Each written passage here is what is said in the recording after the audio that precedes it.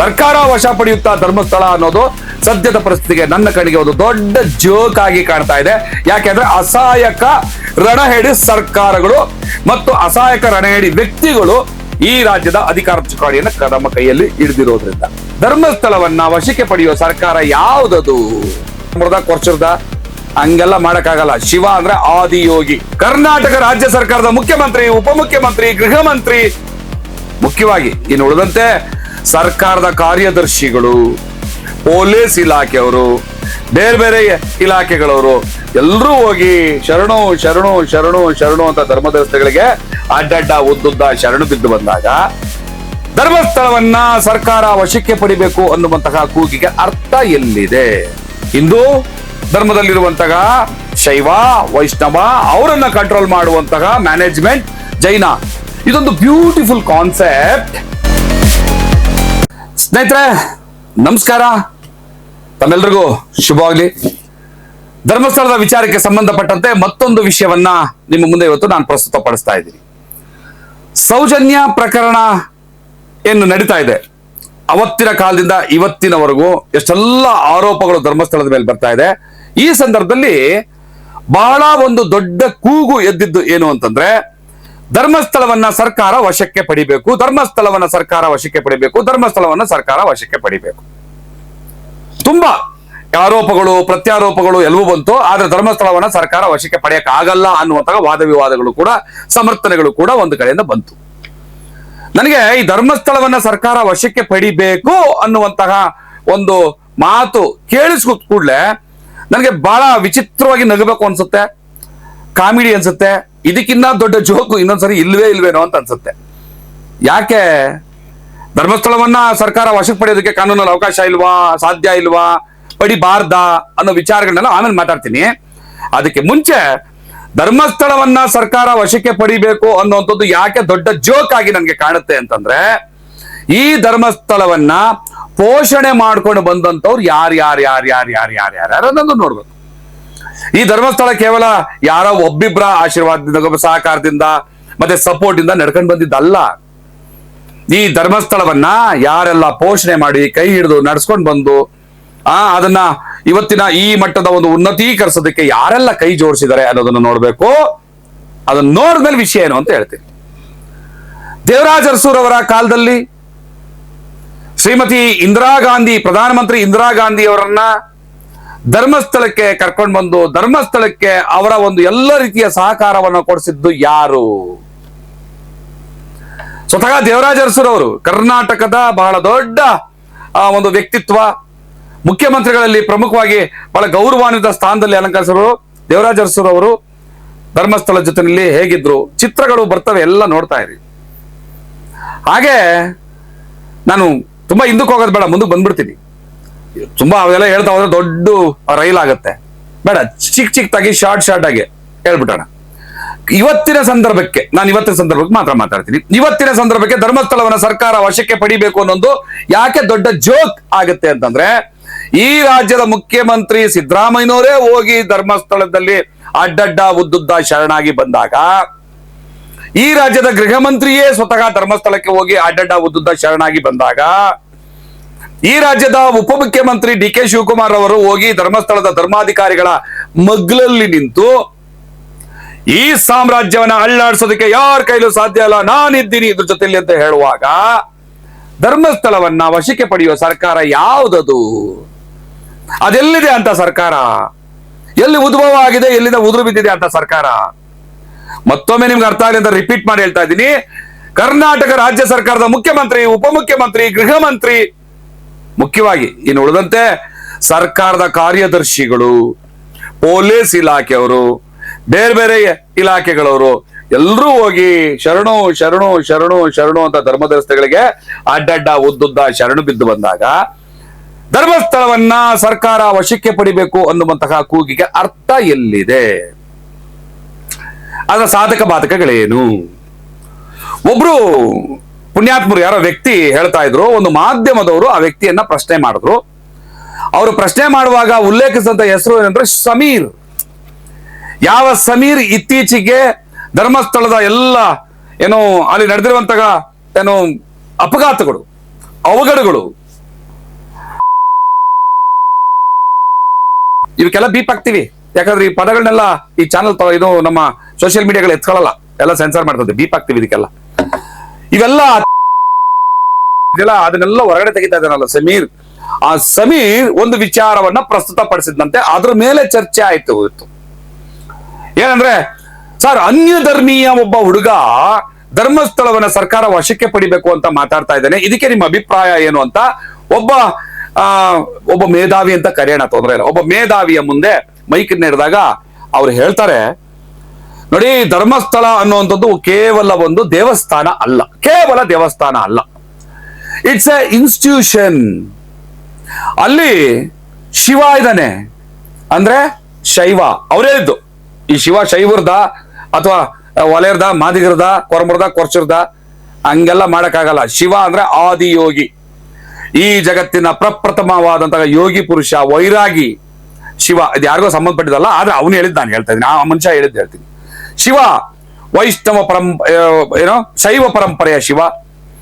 ಈ ಶೈವ ಪರಂಪರೆಯ ಶಿವನನ್ನ ಪೂಜೆ ಮಾಡೋದು, ಧರ್ಮಸ್ಥಳದ ಬಗ್ಗೆ ಆತ ಮಾತಾಡ್ತಾ ಇರೋದು, ಈ ಶೈವ ಪರಂಪರೆಯ ಶಿವನನ್ನ ಪೂಜೆ ಮಾಡೋದು ವೈಷ್ಣವರು. ಈ ವೈಷ್ಣವರು ಪೂಜೆ ಮಾಡುವಂತಹ ಆ ಒಂದು ತಂಡವನ್ನ ನಿಭಾಯಿಸೋದು ದಣಿ ಜೈನರು. ನೋಡಿ, ಹಿಂದೂ ಧರ್ಮದಲ್ಲಿರುವಂತಹ ಶೈವ ವೈಷ್ಣವ ಅವರನ್ನ ಕಂಟ್ರೋಲ್ ಮಾಡುವಂತಹ ಮ್ಯಾನೇಜ್ಮೆಂಟ್ ಜೈನ. ಇದೊಂದು ಬ್ಯೂಟಿಫುಲ್ ಕಾನ್ಸೆಪ್ಟ್.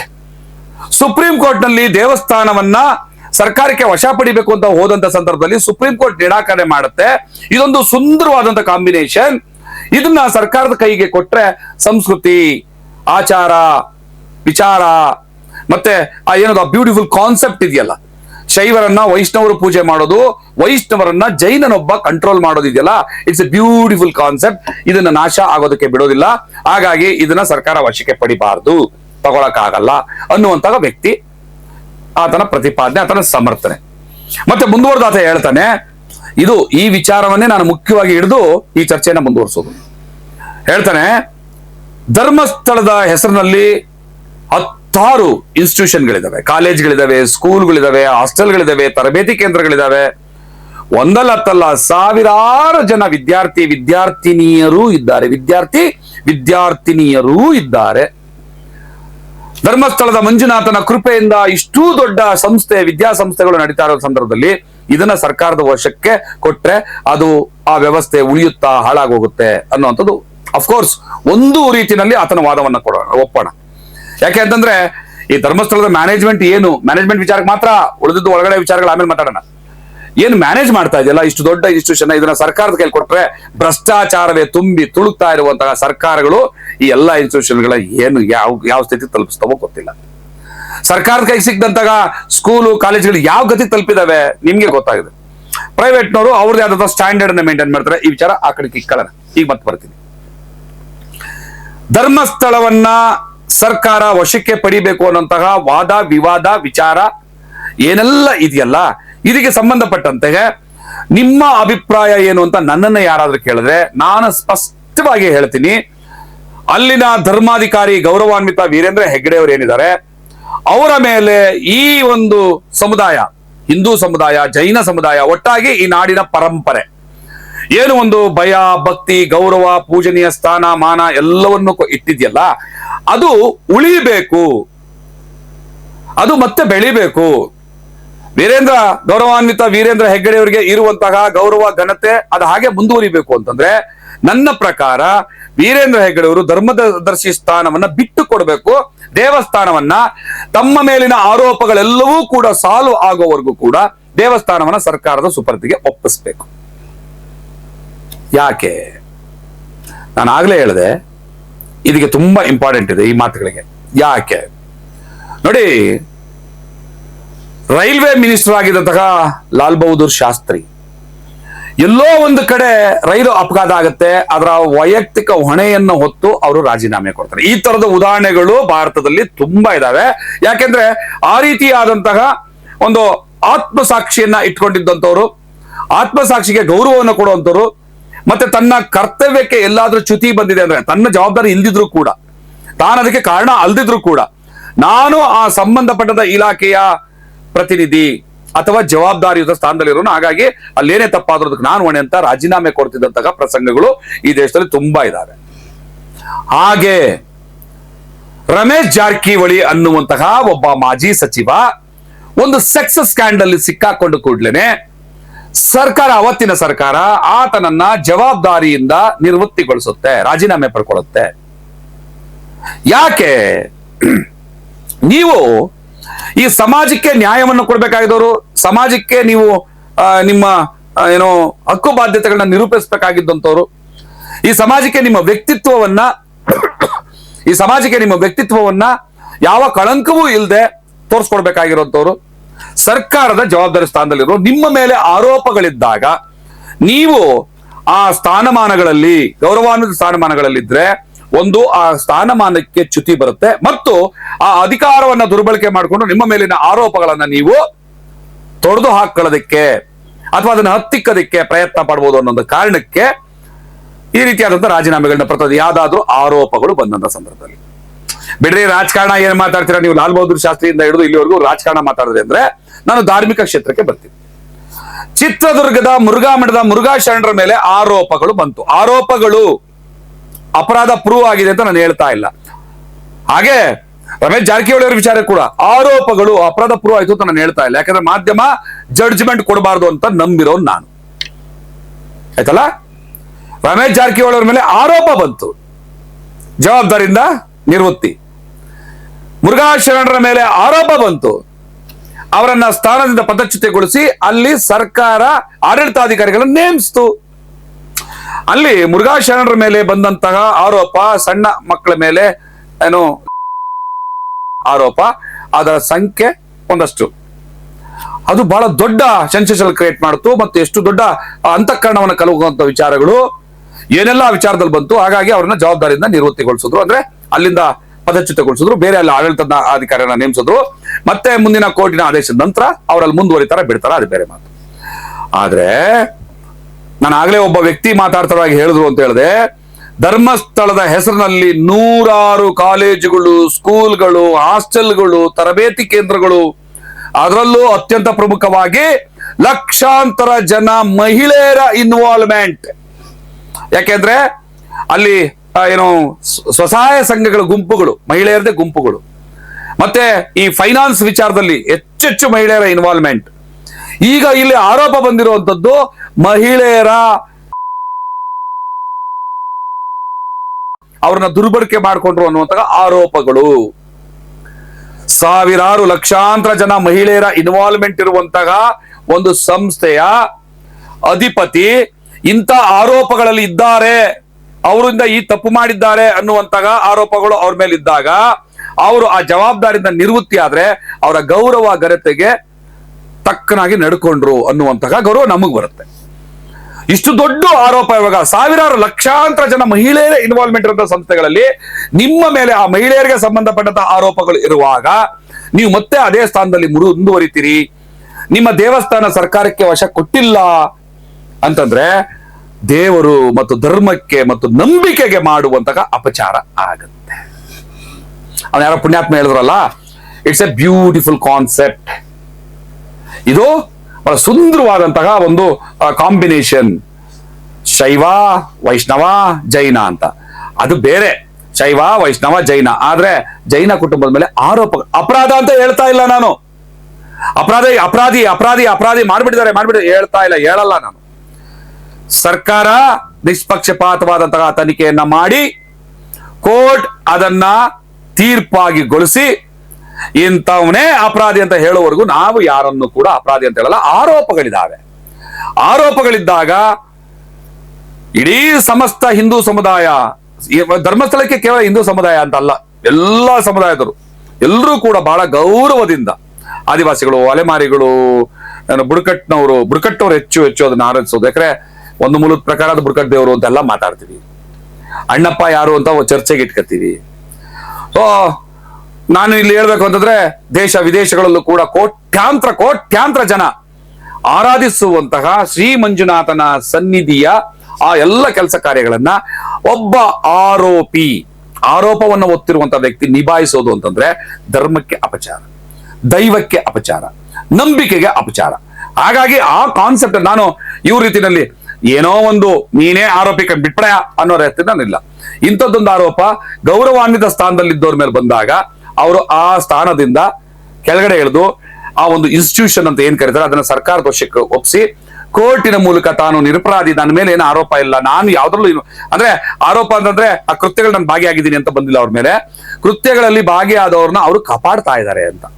ಸೊ ಹಾಗಾಗಿ ಲಕ್ಷಾಂತರ ಹೆಣ್ಮಕ್ಳ ವಿಚಾರದಲ್ಲಿ ಒಂದು ಆ ಇನ್ಸ್ಟಿಟ್ಯೂಷನ್ಗಳನ್ನ ನಿಭಾಯಿಸುವಂತ ವ್ಯಕ್ತಿ ಮೇಲೆ ಇಂಥ ಆರೋಪಗಳಿದ್ದಾಗ ಅದು ಸರಿಯಾದ ಕ್ರಮ ಅಲ್ಲ. ಹಾಗಾಗಿ ಇಂಥ ಜವಾಬ್ದಾರಿಗಳಿಂದ ಬಹುಶಃ ಅವರು ದೂರ ಇದ್ರೆ ಒಳ್ಳೇದು. ಮತ್ತೆ ಯಾರು ಈಗ TVR ರಾಕೇಶ್ ಶೆಟ್ಟಿ ಅವರು ಕೂಡ ಸೇರಿದಂತೆ ನಾನು ಹೇಳುವಂಥದ್ದು ಒಂದೇ ಒಂದು ಮಾತು, ಯಾವುದೇ ಕಾರಣಕ್ಕೂ ಇವರೇ ಅಪರಾಧಿ ಅಂತ ಆಗಲಿ ಅಥವಾ ಇವರು ಮಾಡೇ ಇಲ್ಲ ಅನ್ನುವಂಥ ತೀರ್ಮಾನಕ್ಕೆ ನೀವುಗಳು ಬರೋ ಅಗತ್ಯ ಇಲ್ಲ. ಫೈನಲ್ ಆಗಿ ಹೇಳ್ತಾ ಇದ್ದೀನಿ. ಮತ್ತೆ ಇಟ್ಸ್ ಎ ಬ್ಯೂಟಿಫುಲ್ ಕಾನ್ಸೆಪ್ಟ್, ಇದು ಶೈವ ವೈಷ್ಣವ ಜೈನರ ಕಾನ್ಸೆಪ್ಟ್, ಇದು ಸರ್ಕಾರ ವಶಕ್ಕೆ ತಗೋಬಾರ್ದು ಅಂತ ಹೇಳ್ತಾ ಅಲ್ಲಿರುವಂತಹ ಆರೋಪಗಳಿಗೆ ಮತ್ತಷ್ಟು ಪುಷ್ಟಿ ಕೊಡುವಂತ ಕೆಲಸವನ್ನ ಯಾವ ಅವಿವೇಕಿಗಳು ಕೂಡ ಮಾಡಬಾರ್ದು ಅಂತ ಹೇಳ್ತಾ, ಮತ್ತೆ ನಾನು ಫೈನಲಿ ಈ ಚರ್ಚೆಯನ್ನ ಮುಗಿಸುವಷ್ಟೊತ್ತಿಗೆ ನಾನು ಹೇಳ್ತಾ ಇದ್ದೀನಿ, ಒಂದು ನಂಬಿಕೆಯ ಶ್ರದ್ಧಾ ಕೇಂದ್ರವನ್ನ ನಿಭಾಯಿಸುವಂತವರು ಖಂಡಿತವಾಗಲು ಸಂಪೂರ್ಣ 100% ಅಲ್ಲದೆ ಹೋದ್ರು ಕೂಡ ಒಂದು ಸಮ್ ಪರ್ಸೆಂಟೇಜ್ ಜನ ಮೆಚ್ಚುವ ಅತಿ ಹೆಚ್ಚು ಆರೋಪಗಳನ್ನ ಮಾಡದಿರೋ ರೀತಿಯ ಒಂದು ಗುಣ, ನಡವಳಿಕೆ, ನಡತೆ ಮತ್ತು ನಂಬಿಕೆಯನ್ನ ಉಳಿಸ್ಕೊಂಡು ಹೋಗ್ಬೇಕಾಗ್ತದೆ. ಮತ್ತೆ ಅವ್ರ ಮೇಲೆ ಆರೋಪ ಮಾಡೋರು ಕೂಡ ಸರಿಯಾದ ರೀತಿಯಂತ ಆರೋಪವನ್ನು ಮಾಡಬೇಕು, ಸರಿಯಾದ ದಾಖಲೆಗಳನ್ನ ಇಟ್ಕೊಂಡು ಮಾಡಬೇಕು, ಬಾಯಿಗೆ ಬಂದಿದ್ದನ್ನೆಲ್ಲ ಹೇಳುವಂತ ಅಗತ್ಯ ಇಲ್ಲ. ಮತ್ತು ಕಟ್ಟ ಕಡೆಯದಾಗಿ ನಾನು ಆಗಲೇ ಹೇಳಿದೆ, ಧರ್ಮಸ್ಥಳವನ್ನ ಸರ್ಕಾರ ವಶಕ್ಕೆ ಪಡಿಬೇಕು ಅನ್ನುವಾಗ ನೀವು ಯೋಚನೆ ಮಾಡಿ ಎಂತ ಸರ್ಕಾರಗಳಿದಾವೆ. ಶ್ರೀಮತಿ ಇಂದಿರಾ ಗಾಂಧಿ ಅವರು, ರಾಹುಲ್ ಗಾಂಧಿ, ಪ್ರಿಯಾಂಕಾ ಗಾಂಧಿ, ದೇವರಾಜ್ ಅರಸು, ಮತ್ತೆ ಕರ್ನಾಟಕವನ್ನ ಆಳಿ ಹೋದಂತ ಎಲ್ಲಾ ಮುಖ್ಯಮಂತ್ರಿಗಳು, SM ಕೃಷ್ಣ ಇರ್ಲಿ, ವೀರಪ್ಪ ಮೊಯ್ಲಿ ಅವರು ಇರ್ಲಿ, ಎಷ್ಟು ಒಬ್ಬರಿಬ್ರು ಹೇಳ, ಎಲ್ಲ ಮುಖ್ಯಮಂತ್ರಿಗಳು, ಈ ದೇಶದ ಹಲವಾರು ಪ್ರಧಾನಮಂತ್ರಿಗಳು, ಮತ್ತೆ ನರೇಂದ್ರ ಮೋದಿ ಅವರು, ಈ ದೇಶದ ಪ್ರಧಾನಮಂತ್ರಿ ನರೇಂದ್ರ ಮೋದಿ ಅವರ ಕೃಪಾ ಕಟಾಕ್ಷ, ಅಮಿತ್ ಶಾ ಅವರ ಕೃಪಾ ಕಟಾಕ್ಷ, ಎಲ್ಲರೂ ಕೂಡ ಈ ಧರ್ಮಸ್ಥಳಕ್ಕೆ ಬಂದು ನಿಷ್ಠೆಯಿಂದ ನಡ್ಕೊಂಡು ಹೋಗುವಂತವ್ರು, ಅವರ ಎಲ್ಲ ರೀತಿಯಾದ ಸಹಕಾರವೂ ಕೂಡ ಇರುವಾಗ, ಮತ್ತು ವೀರೇಂದ್ರ ಹೆಗಡೆಯವರು ಸ್ವತಃ ಸಂಸದರಾಗಿರುವಾಗ, ಏನೇ ಆಗಿದ್ರು ಕೂಡ ಕಾನೂನಲ್ಲಿ ಎಲ್ಲರನ್ನೂ ಕೂಡ ತಡೆಯೋದಕ್ಕೆ ಮತ್ತೆ ವಶಪಡಕ್ಕೆ ಅವಕಾಶ ಇದೆ. ಆದ್ರೆ ನಾನು ಹೇಳ್ತಾ ಇರೋದು, ಇಂಥ ಒಂದು ಅಸಹಾಯಕ ಸರ್ಕಾರ, ಕರ್ನಾಟಕ ರಾಜ್ಯ ಸರ್ಕಾರದ ಮುಖ್ಯಮಂತ್ರಿ ಸಿದ್ದರಾಮಯ್ಯನವರು, ಪರಮೇಶ್ವರ್ ಅವರು, DK ಶಿವಕುಮಾರ್ ಅವರು, ಉಳಿದಂತೆ ಎಲ್ಲ ಮಂತ್ರಿಗಳು, ಶಾಸಕರು ಎಲ್ಲರೂ ಹೋಗಿ ತಾವು ವೈಯಕ್ತಿಕವಾಗಿ ಸಿದ್ದರಾಮಯ್ಯ ಹೋಗಿ ಒಬ್ಬ ವ್ಯಕ್ತಿಯಾಗಿ ಹೋದ್ರೆ, ಪರಮೇಶ್ವರ್ ಒಬ್ಬ ವ್ಯಕ್ತಿಯಾಗಿ ಹೋದ್ರೆ ನಾನೇನ್ ಮಾತಾಡ್ತಿರಲ್ಲ. ಆದ್ರೆ ಒಬ್ಬ ಮುಖ್ಯಮಂತ್ರಿಯಾಗಿ, ಗೃಹ ಮಂತ್ರಿಯಾಗಿ, ಉಪಮುಖ್ಯಮಂತ್ರಿಯಾಗಿ, ಸಚಿವರುಗಳಾಗಿ, ಶಾಸಕರುಗಳಾಗಿ ಹೋಗಿ ಅಡ್ಡಡ್ಡ ಉದ್ದುದ್ದ ಶರಣು ರಪ ಬಿದ್ದು ಅವರ ತೀರ್ಥ ಪ್ರಸಾದ ಸ್ವೀಕಾರ ಮಾಡ್ಬೋರವರು ನೀವು ಅವ್ರ ವಿರುದ್ಧ ಕ್ರಮಕ್ಕೆ ಹೋಗ್ತೀರಾ?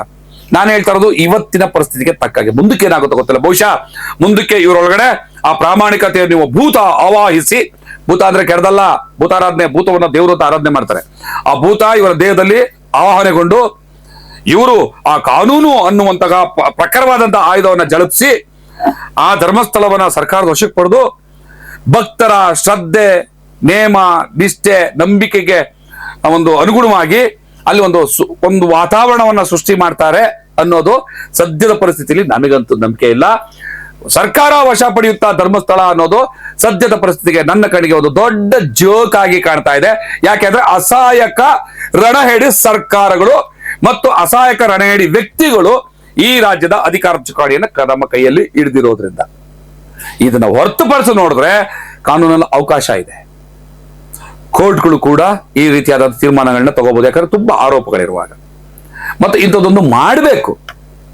ಮತ್ತೆ ಮಾಡೋದಕ್ಕೆ ಮುಂಚೆ ಸ್ವತಃ ಧರ್ಮದರ್ಶಿಗಳು ತಮ್ಮ ಸ್ಥಾನವನ್ನ ಬಿಟ್ಟುಕೊಟ್ಟು ತನ್ನ ಮೇಲಿನ ಆರೋಪಗಳು ನಿರಾಧಾರ ಅಂತ ಯಾವತ್ತು ಪ್ರೂವ್ ಆಗುತ್ತೆ ಅವತ್ತು ಮತ್ತೆ ತಮ್ಮ ಅಧಿಕಾರದ ಸ್ಥಾನಕ್ಕೆ ಅಥವಾ ಆ ಸೇವಾ ಸ್ಥಾನಕ್ಕೆ ಅಥವಾ ಗೌರವಾನ್ವಿತ ಘನತೆಯ ಸ್ಥಾನಕ್ಕೆ ಮರಳಬಹುದು. ಅದರಲ್ಲೇನು ತಪ್ಪಿಲ್ಲ.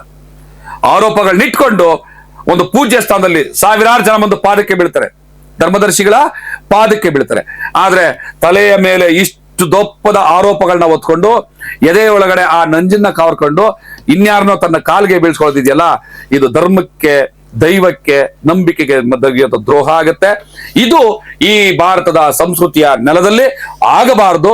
ಎಲ್ಲವೂ ಕೂಡ ಕಾನೂನುಬದ್ಧವಾಗಿ ಆಗ್ಬೇಕು. ಹೆಚ್ಚಾಗಿ ಇಲ್ಲಿದೆಯಲ್ಲ ಮನುಷ್ಯತ್ವ, ಅದು ಒಪ್ಪುವಂತೆ, ಮನಸಾಕ್ಷಿ ಒಪ್ಪುವಂತೆ, ತನ್ನ ಅಂತಸತ್ವ ಒಪ್ಪುವಂತೆ ನಡ್ಕೋಬೇಕು. ಹಾಗಾಗಿ ಧರ್ಮಸ್ಥಳ ವಶವಾಗತ್ತಾ ಸರ್ಕಾರಕ್ಕೆ ಅಂದ್ರೆ ಸದ್ಯದ ಪರಿಸ್ಥಿತಿಯಲ್ಲಿ ಇಟ್ಸ್ ಎ ಜೋಕ್ ಇಷ್ಟನ್ನು ಹೇಳ್ತಾ ಈ ಚರ್ಚೆಗೆ ಇಲ್ಲಿಗೆ ನಿಲ್ಲಿಸ್ತಾ ಇದ್ದೀನಿ. ತಮ್ಮೆಲ್ಲರೂ ಶುಭವಾಗಲಿ. ನಮಸ್ಕಾರ. ಜೈ ಭೀಮ್.